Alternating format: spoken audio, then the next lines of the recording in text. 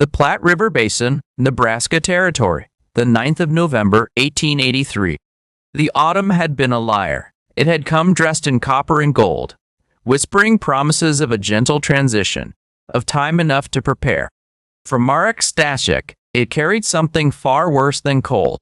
It carried the sound of a banker's pen scratching across paper, the sound of a life being legally erased. His wife, Katka, had been the one they tolerated. A Czech woman with a low, musical voice, who could read the moods of birds the way other women read scripture. She had a way of standing at the edge of a marsh and going still, her lips moving in some private conversation with the reeds and the blackbirds. And the people of Sable Creek had found it odd but harmless. When the typhoid took her in September, it took with it the single thread that had stitched Marek into the fabric of the town. He was a seed man, not a farmer, not a rancher, not anything the territory understood as useful. He had kept a small operation on the edge of town, cataloging and trading heirloom seeds his mother had carried from Silesia in a leather wallet sewn into the lining of her coat. Beet seeds from Wrocław, winter rye from the Sudeten foothills, a pale, cold, hardy wheat that had no name in English. The operation had survived on Katka's goodwill and a handshake lease with the town's land agent, a man named Aldous Croft. Croft came on the morning of the 9th. He was not a villain. He was a Presbyterian with clean fingernails and a ledger he kept in perfect order. A man who believed that mercy and mathematics could coexist as long as the mathematics came first. He stood on the porch of the seed house with his hat in his hands, which was how Marek knew the news was final. "The board met last night, Marek," Croft said, his voice carrying the practiced gentleness of a man delivering a verdict he had rehearsed in the mirror. "Without Katka's name on the community petition, the lease reverts. You have no wife, no co-signatory, and frankly, no enterprise the board considers viable." He paused. His thumb worked the brim of his hat in a slow circle. "Seeds are not a crop. That is the board's position." Marek said nothing. He watched Croft's thumb move around and around the hat brim, a small, nervous orbit. "There's a supply wagon to Grand Island on Thursday," Croft continued. "I have arranged a seat for you. I would take it if I were in your position." Thursday was 2 days away, but the notice, already nailed to the doorframe behind Croft with a single square-headed tack, gave him until sundown today. The tack had been driven through the word "vacate," splitting it neatly in half. By noon, 2 men from the livery stable had carried his things to the edge of the road. The chest of drawers Katka had painted with small blue birds. The canvas sacks of seed stock, a cot, a copper pot, Thomas's tool roll, which Marek still thought of as Thomas's, even though the man who had sold it to him at the Grand Island flea market had been dead for years. They stacked it all in a neat pile at the place where the road turned to mud, which was also the place where the town's responsibility ended and the marsh began. The marsh. It stretched south and east for miles, a vast flat expanse of cattails in standing water that was neither land nor lake, a place the town had long considered worthless. In summer, it hummed with mosquitoes and the territorial croaking of frogs. In autumn, it turned the color of old rust and fell silent. The cattails died standing up, their heads bursting into white floss that the wind carried in slow, aimless spirals. It was a place of endings. The town dumped its refuse at its edge. Dead horses were dragged to its border and left for the coyotes. This was where Sable Creek put the things it was finished with. Marek stood beside his pile of belongings and watched the town go about its afternoon. Smoke rose from chimneys. A dog barked twice, then stopped. A woman he did not know pulled a shutter closed, and the small click of the latch carried across the cold air with perfect clarity. He was 31 years old, a widower of 6 weeks, and he was standing in the mud at the edge of a dying marsh with everything he owned. He was an outsider twice over. A Silesian immigrant in the town of Yankees and Scandinavians, and now a man without a wife in a territory where a man without a wife was a man without a witness to his character. The women of Sable Creek had brought covered dishes in the first week after Katka's death. By the third week, the dishes stopped. Pity was a creek that ran shallow in November, and self-preservation dammed it up entirely. He thought of Katka, not the Katka of the sickbed, her face the color of tallow, but the Katka of the marsh. The Katka who would stand at the water's edge in April with her hands full of seeds, scattering them in patterns that made no sense to him but perfect sense to her. She had learned it from her grandmother in Brno, an old woman who believed that birds were not pests but couriers. You did not plant seeds in the ground and defend them from crows. You gave seeds to the crows and let them plant for you. The crows chose better ground. They cached seeds in places where moisture and drainage and light were optimal. Because a crow's survival depended on remembering where food was hidden, and a crow's memory was sharper than any farmer's intuition. The crow does not guess, Marek, Katka had told him once, standing knee-deep in the brown water with a handful of rye. A crow had been watching them from a dead cottonwood, its head tilted, one eye bright and black and calculating. The crow knows. The crow has always known. We're the ones who forgot. He had thought it was poetry, a charming Czech superstition wrapped in his wife's quiet confidence. He had not understood until now, standing in the mud with nowhere to go, that it was instruction. The marsh was dying. Everyone could see that. The cattails were thinner each year, the water lower, the soil turning chalky and pale. Croft and the town council blamed it on a dry cycle. They talked about drainage projects, about diverting the creek to irrigate proper farmland. They saw the marsh as a problem to be solved by engineering. Katja had seen it differently. She had seen it as a system out of balance, a living thing that was starving. Marek looked at the marsh. He looked at his pile of belongings. He looked at the canvas sacks of seeds, 200 varieties of grain and legume and root vegetable, each one wrapped in a small paper envelope with Katka's handwriting on the front. Her hand had been steady even in the final weeks. The letters were small and precise, Czech and Latin, and sometimes a word in a language he did not recognize. Something older, something her grandmother had spoken. He did not take the seat on the Thursday wagon. Instead, he dragged his belongings into the marsh. Not far, a quarter-mile from the town's edge, where the ground rose slightly on a low hummock covered in dead willows, he found a place that was not quite dry, but not quite flooded. The willows had died years ago, their trunks silver and smooth, stripped of bark by wind and ice. They stood like the ribs of a cathedral that had lost its roof. Among them, half buried in drifted cattail floss and mud, was a shape that stopped him. It was a beaver lodge, abandoned. Enormous. The beavers had built it in better years when the marsh was deep and full, and it rose from the hummock like a hill of woven sticks and packed mud, nearly 7 feet high and perhaps 10 feet across at its base. The top was collapsed inward, open to the sky, and the entrance tunnels that had once been underwater were now exposed, dry channels leading into the dark interior. It was ugly. It was a mound of sticks and filth that smelled of old mud and animal musk, and the sour tang of decaying vegetation. It was architecture. Merrick circled the lodge slowly, his boots squelching in the half-frozen mud. He ran his hands over the outer wall. The sticks were woven tight, layered with mud that had dried to something approaching concrete. Pressed his palm against it, solid, dense. The walls were nearly 2 feet thick in places. He thought of something Katka had told him about her grandmother's house in Brno, how the old woman had kept root vegetables in a cellar lined with packed earth, and how the cellar stayed cool in summer and warm in winter because the earth itself was a kind of slow fire, always burning at the same low temperature, patient and constant.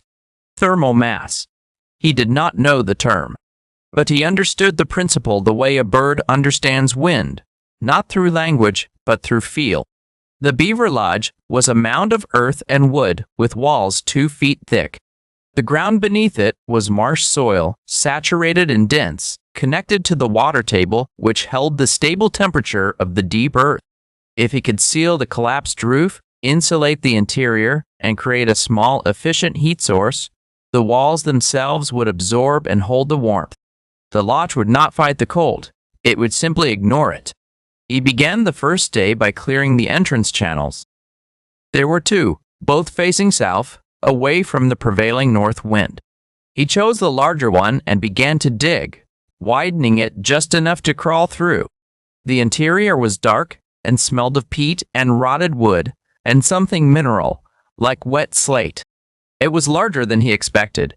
The beavers had been ambitious. The central chamber was almost 6 feet across and tall enough for him to sit upright. The floor was a packed layer of mud and wood chips, dry in the center where the collapsed roof had allowed air to circulate. He spent the first 3 days on the roof. Using willow poles cut from the dead trees on the hummock, he built a lattice over the collapsed opening, weaving them tight in a pattern he remembered from a Polish basket maker in Grand Island. Over the lattice, he packed layer after layer of cattail stalks, bundling them the way Katka had shown him, tight enough to shed water, loose enough to breathe. Over the cattails, he plastered mud from the marsh edge, mixed with dried grass and the calcium-rich muck from the old beaver channels. It dried slowly in the November air, cracking and resealing as he added layers until the roof was a solid dome nearly a foot thick. Inside, he lined the walls with cattail mats, not for warmth, but for moisture control. The cattail stalks, hollow and filled with air, acted as a breathing layer between the damp outer wall and the interior space. Behind the mats, the original beaver-built walls of mud and stick did their ancient work, absorbing heat and releasing it slowly, hour after hour, like a clay oven cooling after the fire has gone out. He built a spire pit at the base of the south-facing entrance channel. The channel itself became his chimney, angled upward and outward so the smoke drew naturally, pulled by the temperature difference between the warm interior and the cold outside air. The fire was small. It did not need to be large. A handful of dry willow sticks, burned slowly, was enough. The heat did not escape.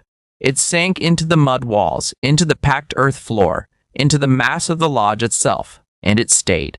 By the end of the first week, the interior of the beaver lodge held a steady warmth that seemed impossible. A warmth that came not from the fire but from everywhere at once, radiating from the walls, rising from the floor, held in the dense, patient body of the earth. And he began to train the crows. It started by accident. He had been eating outside the lodge on a cold morning, scattering crumbs from a piece of hardtack, when 3 crows landed in the dead willows and watched him with that particular avian intensity that is not curiosity but assessment. He remembered Katka's method. He took a handful of rye seeds from one of the canvas sacks and scattered them on the ground. The crows dropped down immediately. They did not eat all of them. They cached most of them, flying to different points across the marsh, pushing seeds into the soft ground with their beaks, covering them with debris. They were planting. Over the following weeks, he refined the process. He would place seeds in small piles at the lodge entrance each morning. The crows, now a flock of nearly 20, would arrive at dawn, select seeds with a discrimination that astonished him, and carry them across the marsh. He watched their patterns. They favored the edges of old waterways, places where silt had deposited rich soil. They avoided the alkaline flats where nothing grew. They planted in clusters, never in rows, spacing the seeds with a randomness that was, he began to understand, not random at all, but perfectly adapted to the micro-conditions of each site. The town heard about the man in the marsh. They heard about the beaver lodge. They heard about the crows. The reaction was what you might expect. Silas Wendell, who owned the general store and sat on the town council, made the pronouncement that carried through every parlor and barbershop in Sable Creek. "The Polak has gone mad with grief," he said, leaning against his counter with the comfortable authority of a man who had never been wrong about anything that mattered to him. "Living in a beaver dam, feeding crows. He is burying himself alive out there, and when the real cold comes, we will find him frozen stiff with a crow sitting on his chest." The laughter was general. It was also brief, because December arrived like a door slamming shut. The blizzard of December 1883 was not a storm, it was a siege. It came from the northwest, on a wind that did not gust or howl, but simply pressed, a constant, massive weight of moving air that drove the snow horizontally, turning the world into a white blindness. The temperature dropped to 30 below in the first night and stayed there. Wood contracted, nails screamed in their holes. Water left in buckets exploded into fans of ice. In Sable Creek, the cabins held for the first day. By the second, problems appeared. The green timber in the newer buildings shrank, opening gaps in the walls that the wind found with surgical precision. Fireplaces roared and consumed wood at a terrifying rate. The heat sucked at the chimney faster than it could warm the room. Families burned through a week's supply of firewood in 2 days. The wood piles, buried under 4 feet of snow, became archaeological expeditions. Children cried from the cold. Livestock died in their pens. Aldous Croft, the land agent, the man of clean ledgers and reasonable decisions, sat in his own well-built house and watched the thermometer on his porch drop past a number he had never seen before. His house was tight. His woodpile was ample. But the cold was finding ways in that his careful construction had not anticipated. It came through the glass. It came through the stone foundation. It came up from the frozen ground itself, turning his floorboards into slabs of ice. His wife wrapped their infant daughter in every blanket they owned and sat by the fire, and still the child's lips were blue at the edges. Croft thought of the Silesian. He did not want to think of the Silesian. He thought of him anyway. On the third day, a trapper named Loomis fought his way back to town from the south and reported something that silenced the room. He had passed within 100 yards of the beaver lodge in the marsh. He had seen smoke. Not the desperate, roaring smoke of a fire burning too fast, but a thin, steady wisp rising straight and calm from the mound of sticks and mud, as if the blizzard were happening somewhere else entirely. And he had heard something. Crows. Dozens of them huddled in the dead willows around the lodge, alive and unbothered, their black shapes dusted with snow, but their eyes bright. "That man is alive in there," Loomis said, and his voice held a note of something none of them could immediately identify. It was wonder. Silas Wendell said nothing. He looked at his boots. On the 5th day, when the storm finally broke and the sun appeared like a pale wound in the sky, Aldous Croft walked to the marsh. He did not announce his intention. He simply put on his coat and walked. His feet broke through the crust of ice with each step, and the effort winded him, and by the time he reached the hummock, his lungs burned and his face was raw.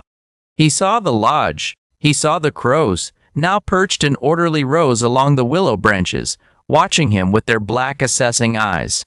He saw Merrick Stashek sitting outside the entrance on a flat stone, mending a cattail mat with bare hands. His bare hands, in air that was still 15 below zero. This man was sitting outside, working with ungloved fingers, because the warmth of the lodge behind him radiated outward through the entrance channel like breath from a sleeping animal. Croft stopped. He looked at the mended mat. He looked at Merrick's hands, red but nimble, not frostbitten, not clumsy. He looked at the thin curl of smoke rising from the lodge. He looked at the crows. "Mr. Stashek," he said. His voice was hoarse. He had not spoken much in 5 days. "I owe you an apology." Mark looked up. His face was thinner than it had been in November, but his eyes were clear and calm. He did not smile. He did not gloat. He studied Croft the way the crows studied seed, with a patience that was not passive, but deeply attentive. "Your daughter," Merrick said. "The cold is in your house." It was not a question. Croft's face crumpled for just a moment, a flash of raw fear breaking through the composure, and then he steadied himself. "The whole town," he said quietly. "We are burning everything we have, and it is not enough." Marek set down the mat. He stood. He walked to the entrance of the lodge and ducked inside, and when he emerged, he was carrying a rolled cattail mat and a small clay pot sealed with wax. He held them out to Croft. "The mat goes against the north wall of your house, inside, pressed tight to the wood. It will breathe, It will hold a layer of still air between the wall and the room. The pot is tallow, mixed with powderdite from the creek bed. You pack it into the gaps where the cold comes through. Not all of them. Leave the ones near the ceiling open. The warm air must have somewhere to go, so the cold air is pulled across the floor and warmed by the fire before it rises. Croft took the mat and the pot. His hands were shaking, and not from the cold. I spoke about you poorly, Croft said. I called your lease unviable. I said seeds were not a crop. Merrick looked past him toward the marsh. In the distance, a single crow lifted from a willow branch, carrying something in its beak, a dark shade against the white sky. It flew in a wide circle and landed on the edge of the hummock, 5 feet from where they stood. It set the object down on the frozen mud with a small, precise click. It was a ring. A gold band, thin and worn, with a scratch on its inner surface where an engraving had been. Katja's ring. He had scattered her ashes at the marsh edge in October, and the ring had slipped from his numb fingers into the water, and he had waded in after it, and could not find it in the dark silt, and he had stood there in the cold water up to his knees and wept for the only time since her death. The crow looked at him. It tilted its head. Then it flew. Merrick knelt and picked up the ring. He held it in his palm, and the gold caught the thin winter light, and he closed his fingers around it, and he breathed. Croft watched. He did not understand what had just happened, but he understood that he was witnessing something private and enormous, and he had the grace to look away. That winter, Marek Stashek taught Sable Creek how to listen to the earth. He showed them how to bank their walls with marsh mud mixed with cattail fiber. He showed them how to build smaller fires and heavier hearths, how to let the stone do the work of holding warmth. He showed them the air channels, and the breathing mats, and the tallow seal. Not everyone listened, but enough did. And those who did survived the second blizzard in January and the third in February, with fuel to spare and children who slept warm. In the spring, the marsh began to change. The seeds the crows had cached through the autumn and early winter sprouted in hundreds of locations across the wetland. Rye and clover and a pale Silesian wheat appeared in clusters along the old waterways, stabilizing the banks, filtering the salty runoff, pulling nitrogen from the air and feeding it to the exhausted soil. The water came back, not all at once but steadily, the way a sick body heals, from the inside out. The cattails thickened. Frogs returned. By May, the marsh was greener than anyone in Sable Creek could remember. They started calling it Stashek's Garden, though Merrick never used the name. He knew whose garden it was. It was the crow's garden. It was Kaka's. He wore the ring on a cord around his neck for the rest of his life. He never remarried. He became the seedman of the Platte River Basin, a quiet authority consulted by farmers and ranchers across 3 counties, a man who could look at a piece of ground and tell you what it needed, not because he was smarter than the land, but because he had learned to ask it.